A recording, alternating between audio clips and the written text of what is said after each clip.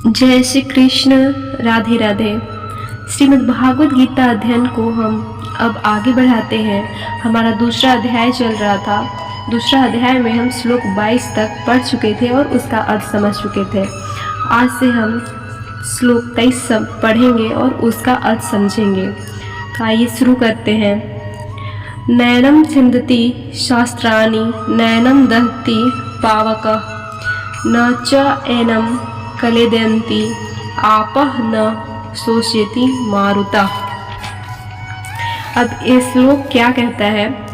इस आत्मा को शस्त्र नहीं काट सकते, इसको आग नहीं जला सकती, इसको जल नहीं गला सकता और वायु नहीं सुखा सकता। इस श्लोक का क्या अभिप्राय है? अर्जुन शस्त्र अस्त्रों द्वारा अपने गुरुजन और भाई बंधुओं के नाश होने की आशंका से शोक कर रहे थे। अतएव उनके शोक को दूर करने के लिए भगवान ने इस श्लोक में पृथ्वी आदि चारों भूतों को आत्मा का नाश करने में असमर्थ बतलाकर निर्विकार आत्मा का नित्यत्व और निराकार तत्व सिद्ध किया है। अभिप्राय यह है कि शास्त्रों द्वारा शरीर को काटने पर भी आत्मा नहीं कटता। अग्न्यास्त्र द्वारा शरीर को जला डालने पर भी आत्मा नहीं जलता। वरुणा अस्त्र से शरीर गला दिया जाने पर भी आत्मा नहीं गलता और वायव्या अस्त्र के द्वारा शरीर को सुखा दिया जाने पर भी आत्मा नहीं सूखता। शरीर अनित्य एवं साकार वस्तु है, आत्मा नित्य एवं निराकार है। अतएव किसी अस्त्र शस्त्र आदि पृथ्वी तत्व द्वारा या वायु अग्नि और जल के द्वारा उसका नाश नहीं किया जा सकता है। श्लोक 24 में क्या कहता है? श्लोक 24 अच्छेघ अयम अधाघ अयम अखलेघ असूस्य एवच नित्य सर्वगता स्थाणु अचल अयम सनातना। क्योंकि यह आत्मा अछेज्ञ है, यह आत्मा अदाह है, अक्लेग है और निसंदेह आश्वस्त है तथा यह आत्मा नित्य सर्वव्यापी अचल स्थिर रहने वाला और सनातन है। पूर्व श्लोक में यह बात कह दी गई थी कि शास्त्रादि के द्वारा आत्मा नष्ट नहीं किया जा सकता। फिर इस श्लोक में उसे दोबारा अचेय, अदा, अक्लेग और आशोषित कहने का क्या अभिप्राय है? इससे भगवान ने आत्म तत्व का शस्त्रादि द्वारा नाश न होने में हो सकने में कारण का प्रतिपादन किया है। अभिप्राय यह है कि आत्मा कटने वाली, जलने वाली, गलने वाली और सूखने वाली वस्तु नहीं है। वह अखंड, अव्यक्त, एक रस और निर्विकार है। इसलिए उसका नाश करने आदि में शस्त्रादि कोई भी समर्थ नहीं है। अच्छेज्ञादि शब्द से आत्मा का नित्यत्व प्रतिपादन करके फिर उसे नित्य, सर्ववर्गत और सनातन कहने का क्या अभिप्राय है? अच्छेज्ञ आदि शब्दों से जैसा अविनाशित्व सिद्ध होता है वह तो आकाश में भी सिद्ध हो सकता है, क्योंकि आकाश से अन्य समस्त भूतों का कारण और उन सब में व्याप्त होने से न तो पृथ्वी तत्व से बने हुए शस्त्रों द्वारा काटा जा सकता है, न अग्नि द्वारा जलाया जा सकता है, न जल से गलाया जा सकता है और न वायु से सुखाया ही जा सकता है। आत्मा का अविनाशित्व उससे अत्यंत विलक्षण है। इसी बात को सिद्ध करने के लिए उसे नित्य, सर्वगत और सनातन कहा गया है। अभिप्राय यह है कि आकाश नित्य नहीं है, क्योंकि महाप्रलय में उसका नाश हो जाता है और आत्मा का कभी भी नाश नहीं होता, इसलिए वह नित्य है। आकाश सर्वव्यापी नहीं है, केवल अपने कार्य मात्र में व्याप्त है और आत्मा सर्वव्यापी है। आकाश सनातन, सदा से रहने वाला, अनादि नहीं है और आत्मा सनातन, अनादि है। इस प्रकार उपयुक्त शब्दों द्वारा आकाश से आत्मा की अत्यंत विलक्षणता दिखाई गई है। आत्मा को स्थाणु और अचल कहने का क्या भाव है? इससे आत्मा में चलना और हिलना दोनों क्रियाओं का अभाव दिखलाया गया है। एक ही स्थान में स्थित रहते हुए कांपते रहना हिलना है और एक जगह से दूसरी जगह जाना चलना है। इन दोनों क्रियाओं का ही आत्मा में अभाव है। वह न हिलता है न चलता ही है, क्योंकि वह सर्वव्यापी है। कोई भी स्थान उससे खाली नहीं रहता। अब श्लोक 25 पढ़ते उसका अर्थ समझते हैं। अव्यक्तः अयम अचिन्त्यः अयम अविकार्य अयम उच्यते तस्मात् एवं विदित्वा एनं न अनुशोचितुम अहर्षि। यह आत्मा अव्यक्त है, यह आत्मा अचिंत्य है और यह आत्मा विकार रहित कहा जाता है। इससे हे अर्जुन, इस आत्मा को उपयुक्त प्रकार से जानकर तू शोक करने के योग्य नहीं है, अर्थात तुझे शोक करना उचित नहीं है। आत्मा को अव्यक्त और अचिंत्य कहने का क्या भाव है? आत्मा किसी भी इंद्रियों के द्वारा जाना नहीं जा सकता, इसलिए उसे अव्यक्त कहते हैं, और वह मन का भी विषय नहीं है, इसलिए उसे अचिंत्य कहा गया है। आत्मा को अविकार कहने का क्या अभिप्राय है? आत्मा को अविकार कहकर अव्यक्त प्रकृति से उसे विलक्षणता का प्रतिपादन किया गया है। अभिप्राय यह है कि समस्त इंद्रियां और अंतःकरण प्रकृति के कार्य हैं, वे अपनी करुणा रूपा प्रकृति को विषय नहीं कर सकते, इसलिए प्रकृति भी अव्यक्त और अचिंत्य है। किंतु वह निर्विकार नहीं है, उसमें विकार होता है, और आत्मा में कभी किसी भी अवस्था में विकार नहीं होता। अतएव प्रकृति से आत्मा अत्यंत विलक्षण है। इस आत्मा को उपयुक्त प्रकार से जानकर तुझे शोक करना उचित नहीं है। इस कथन का क्या अभिप्राय है? इससे यह भाव दिखलाया गया है कि आत्मा को उपयुक्त प्रकार से नित्य सर्वगत, अचल, सनातन, अव्यक्त, अचिंत्य और निर्विकार जान लेने के बाद उसके लिए शोक करना नहीं बन सकता। उपयुक्त श्लोक में भगवान ने आत्मा को अजन्मा और अविनाशी बतलाकर उसके लिए शोक करना अनुचित सिद्ध किया है। अब दो श्लोकों द्वारा आत्मा को औपचारिक रूप से जन्मने मरने वाला मानने पर भी उसके लिए शोक करना अनुचित है, ऐसा सिद्ध करते हैं। अथ एनम नित्याजतम नित्यम वा मन्यसे मृतम तथापि त्वं महाबाहो न एवं शोचितुम अहर्षि। किंतु यदि तू इस आत्मा को सदा जन्मने वाला तथा सदा मरने वाला मानता हो तो भी हे महाबाहो, तू इस प्रकार शोक करने का योग नहीं है। इस श्लोक 26 कहता है, अर्थ और च दोनों अव्यय यहाँ किस अर्थ में है और इनके सहित इसको तू सदा जन्मने वाला और सदा मरने वाला मानता हो तो भी तुझे शोक करना उचित नहीं है। इस वाक्य का क्या अभिप्राय है?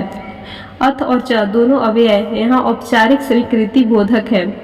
इनके सहित उपयुक्त वाक्य से भगवान ने यह भाव दिखलाया है कि यद्यपि वास्तव में आत्मा जन्मने और मरने वाला नहीं है, यही बात यथार्थ है, तो भी यदि तुम इस आत्मा को सदा जन्मने वाला अर्थात प्रत्येक शरीर के संयोग में प्रवाह रूप से सदा जन्मने वाला मानते हो तथा सदा मरने वाला अर्थात प्रत्येक शरीर के वियोग में प्रवाह रूप से सदा मरने वाला मानते हो, तो इस मान्यता के अनुसार भी तुम्हें उसके लिए इस प्रकार अध्याय के 28वें से 43वें श्लोक तक किया गया शोक करना नहीं चाहिए।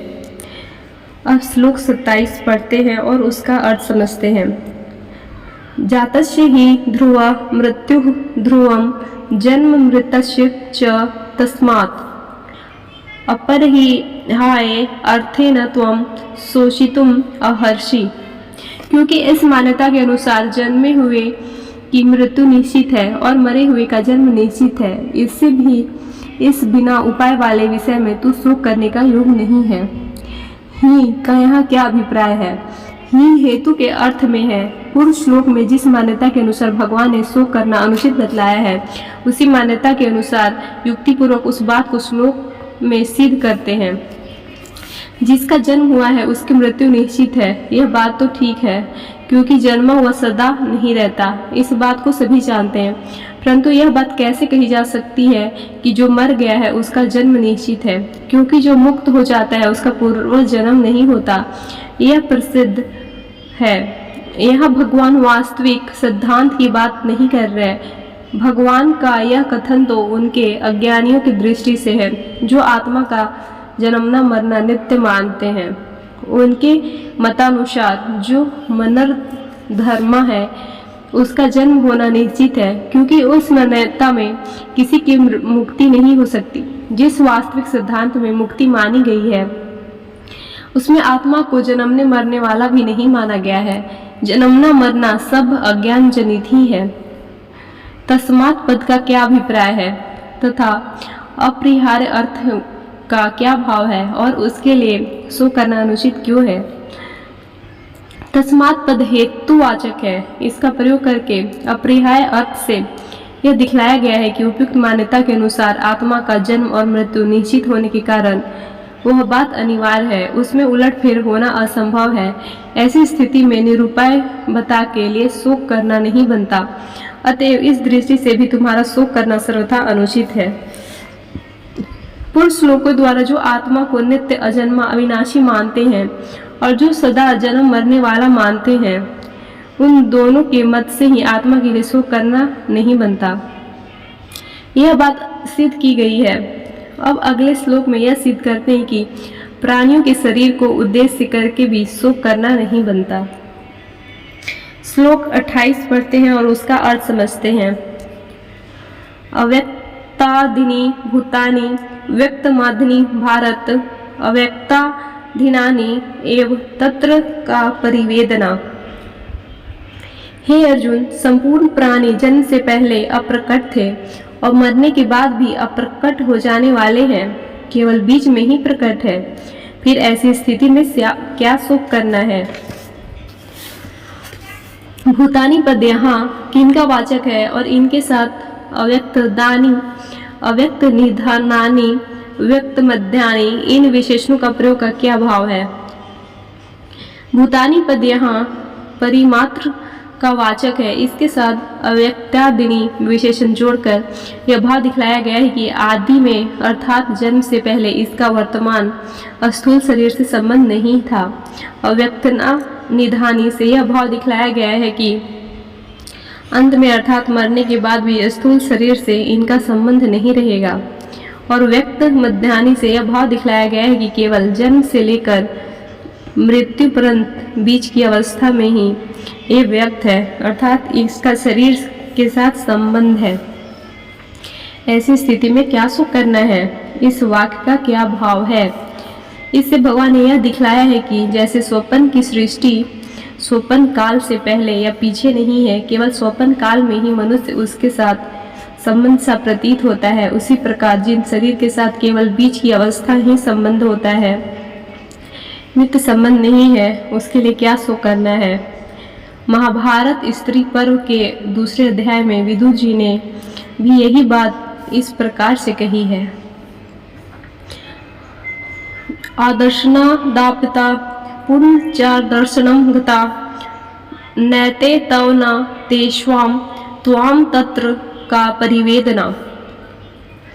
अर्थात जिनको तुम अपने मान रहे हो ये सब अदर्शन से आए हुए थे, यानी जन्म से पहले अप्रकट थे और पुनः और दर्शन को प्राप्त हो गए। अतः वास्तव में न ये तुम्हारे हैं और न तुम इनके हो, फिर इस विषय में शोक कैसा। आत्म तत्व अत्यंत दुर्बोध होने के कारण उसे समझाने के लिए भगवान उपयुक्त श्लोक द्वारा भिन्न भिन्न प्रकार से उसके स्वरूप का वर्णन किया। अब अगले श्लोक में उस आत्म तत्व के दर्शन, वर्णन और श्रवण की अलौकिकता और दुर्लभता का निरूपण करते हैं। अब श्लोक 29 पढ़ते हैं। आश्चर्यवत् पश्यति कश्चित् एनम् आश्चर्यवत् वदति तथा एव च अन्यः आश्चर्यवत् च एनम् अन्यः शृणोति श्रुत्वा अपि एनम् वेद न च एव कस्यचित्। आज की वीडियो में बस इतना ही। आगे की वीडियो में श्लोक 29 का अर्थ समझेंगे। तब तक के लिए जय श्री कृष्ण, राधे राधे। इसी तरह के अध्यात्म से जुड़े रहने के लिए कृपया हमारे चैनल को सब्सक्राइब